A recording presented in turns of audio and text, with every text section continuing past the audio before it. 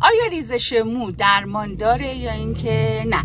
خب بسته به عامل ایجاد کننده اون ریزش مو داره. خب بعضی از ریزش های مو مثل ریزش های موی ارثی یا هورمونی الگوی مردانه و یا زنانه، خب این درمان قطعی و 100% نداره مگر اینکه بخوان کاشت مو انجام بدن، ولی میتونیم با یه سری از اقدامات اون ریزش رو متوقف کنیم یا روندش رو کنتر کنیم. اما یه سری از ریزش های مو به خاطر یه سری از مشکلات، مثلا کمبود ویتامین ها هست، یا استرس های روحی یا جسمی هست، یا مشکلاتی بیماری های مثل تیروئید و یا مثلا مشکلات کف سر، همون اسکالپ سر هست، موی مثلا خیلی چربی دارن، کف سر چرب دارن یا پوسته دارن یا شوره دارن یا خارش دارن.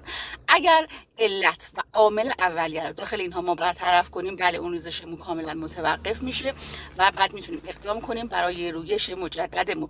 پس تشخیص درست علت ریزش مو خیلی اهمیت داره و ما نمیتونیم یه نسخه رو برای همه بپیچیم.